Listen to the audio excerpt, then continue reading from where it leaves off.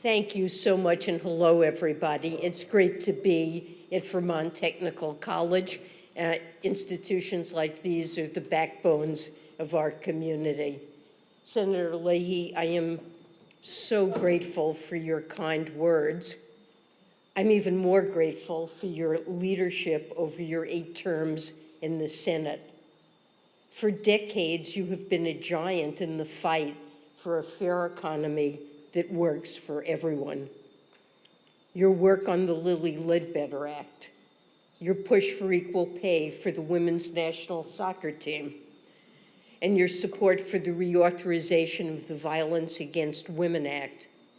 These are just a few examples of how you have fought for gender equality. And it's not just here in America. You've worked on some of the most consequential international and humanitarian issues of the last half-century. Through your leadership on the Appropriations Committee, you've provided aid to victims of human trafficking and those suffering the most. Everyone here in Vermont and Washington also knows that this career in public service would not have been possible without Senator Leahy's partnership with Marcel. Marcel and Patrick Leahy are partners in the truest sense of the word. Marcel's passion to help families is perhaps most aptly seen in her commitment to the families of those serving in the National Guard. She's been instrumental in helping families maintain stability and continuity before, during, and following deployment. And Marcel's support for cancer research and public health funding has benefited countless women across the country. More than anywhere else, the Leahys have ensured that women's economic opportunity has been at the forefront of the agenda in Vermont, and there is no better testament to this belief than the very conference we're at today. As all of you know, this is the 25th Vermont Women's Economic Opportunity Conference. Since 1996, hundreds of Vermont women have come together to discuss issues of empowerment. Trailblazers like Lilly Ledbetter, Sonia Sotomayor, Loretta Lynch, and of course Marcel Leahy, have delivered keynote addresses. What I find even more inspiring than the keynotes are the breakout sessions I've learned that come after.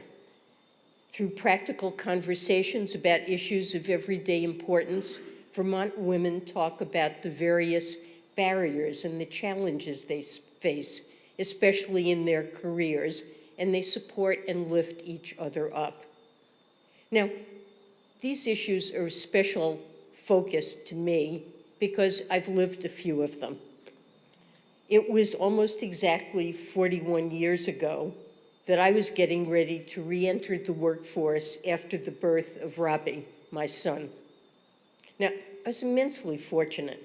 I had a spouse, also an economist, who, like Marcel, was a true partner, and in every sense of that word. We co-authored economic research papers, and he fully shared in childcare responsibilities. Often he did more than his share. On top of that, both of us had flexible academic jobs that made it easier to balance work and family. And really, that's something that most women lack. But still, we found balancing 2 careers with parenting challenging. And we needed some childcare. I remember calling the classified section of the Daily Californian, that's the Berkeley newspaper. We purchased a Help Wanted advertisement for a babysitter. We indicated in the ad that we would offer good pay. And my husband and I were fortunate. We could pay for good child care, and we paid even more than the market rate to make sure that we could get the right person for what we considered a very important job. But as all of us know, that's a luxury most people across this country do not have. and it's part of a broader childcare system that does not work for anyone, for the kids, for the families, or for the caregivers themselves. That became completely clear to me and my husband, and it's clear for so many parents and families. So let me turn to the issues facing women in the workforce from the perspective of both a working mother and an economist. And my case to you today is that expanding opportunity to women, that's not just the right thing to do, it's also good economics, and we have much more work to do. So let me focus on 3 inequities that have been top of mind for me lately: women's participation in our workforce, pay equity, and women's health. I'll then talk about what our administration has done to expand women's economic opportunity. First, women's participation in our workforce. From 1950 to the end of the 20th century, the female labor force participation rate almost doubled. This was one of the major drivers of economic growth during that period. Yet, since 2000, the participation rate has stagnated in the United States, even as it's continued to rise in other advanced economies. In other words, within a generation, we have lost one of our major drivers creating inclusive economic growth. And this comes as the pandemic placed added strains on certain groups of women. Now, economic data shows that the labor force participation rate has returned to pre-pandemic levels for prime-age women, and that's a huge achievement. But the rate for non-college educated women has remained below what it was before the pandemic. There are still too many barriers for women entering the workforce. Childcare continues to be a big challenge. Today, the average family with at least one child under age 5 needs to devote about 13% of family income to pay for childcare. And this is a price far out of reach for too many Americans. And further, the cost dissuades many new mothers from entering the workforce in the first place. We need programs that will actively support and facilitate women entering the labor market. A wide body of research has shown that high-quality, affordable childcare and free preschool increase the likelihood that parents, particularly mothers, will participate in the workforce. And these programs also provide lasting benefits for the outcomes of their children. And they help the entire economy. By one estimate, increasing the female labor force participation rate to the male rate would raise GDP by 5%. Second, let me now focus on pay equity. As you know, women in America who work year-round in full-time jobs earn a median of around 83 cents for every dollar earned by men. Even when we compare the gender gap across workers in similar occupations with comparable qualifications, research suggests there's still typically a gap of about 10%, and disparities in pay widen for women of color. One of the main reasons for the pay gap is an issue that you're going to be discussing in the breakout sessions, the day-to-day challenges that face women across this country. As people progress in their careers, jobs can require longer hours, and that has a disproportionate effect on women who often bear a larger share of the childcare burden. These factors are relevant across the wage spectrum, including among the highest paid jobs. So I think we need to be thinking about ways that government interventions like subsidized childcare can be effective in reducing the pressures on women. In all, ensuring equal pay for equal work would result in increased pay for women, boost our economy, and reduce poverty for single-parent families. It's not just the right thing to do, it's the economically beneficial thing to do. Third, let me discuss women's health. Health outcomes are tied to economic progress. For instance, research shows that those likely affected by Medicaid expansion had a reduction in collections and debt owed for both health and non-health related expenses. There's good news. Globally, maternal mortality has fallen by over a third since 2000. The bad news is that it's increased in America in recent years.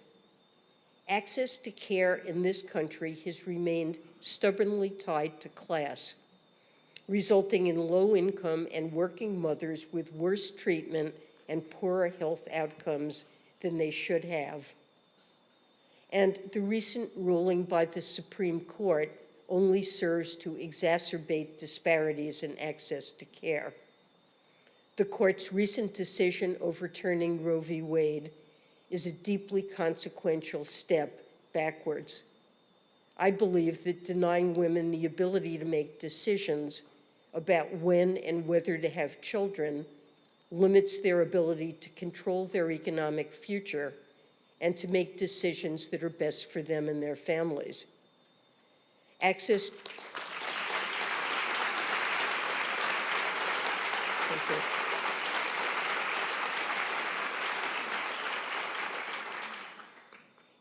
to reproductive health care has helped women join the workforce, enabled many women to finish school, and allowed women to plan and balance their families and careers. Not all of these issues are new. Disparities in labor force participation, pay, and health have existed for decades, but it's time we fix them. And with Senator Leahy's support, that is what the President and I have been focused on doing. The American Rescue Plan, signed into law by the President in 2021, drove an historically fast and inclusive recovery. It also provided a major investment into women's economic opportunity. In one of our signature programs, the state and local fiscal recovery funds, we've seen states and local governments spend billions on workforce development and child care programs. Other programs like the State Small Business Credit Initiative and the Child Care Stabilization Grant Program have supported women-owned businesses and hard-hit child care providers. In fact, one of the very first loans in the SSBCI program was to increase the capacity of a daycare facility just 38 miles from here. The ARP also supported families more broadly. The expanded child tax credit gave families up to $3,000 per child age 6 and older, and even more for children under 6. This put money directly into the pockets of working class and low-income moms and dads. And the Emergency Rental Assistance Program provided billions in assistance to help low-income families keep up on their rent. 2/3 of the households that received this assistance were female-headed households. Beyond direct economic support, the Biden administration has provided support to prevent and respond to gender-based violence, including domestic violence and sexual assault services. It's announced the development of the first ever government-wide national action plan to end gender-based violence, and it's pursued additional initiatives to provide women with access to quality and affordable health care coverage. Now, there's much more work to do. I believe we must expand access to child care, increase access to health care, support women's reproductive rights, and offer additional support for women in the workforce. It's more than just an issue of fairness. It offers economic benefits to the entire country, and we will continue to advocate for these policies. This conference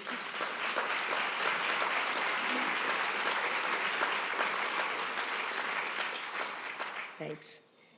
This conference and the women gathered here today give me hope that we will be able to make progress.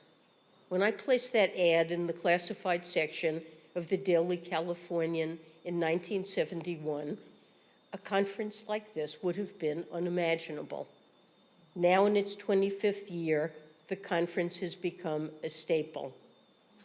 Senator Leahy and Marcel, thank you for championing women's economic empowerment in Vermont and across the globe. And to everyone gathered here, I look forward to our collective work to continue pushing forward and create an economy that works for everyone, particularly women in America. Thank you very much.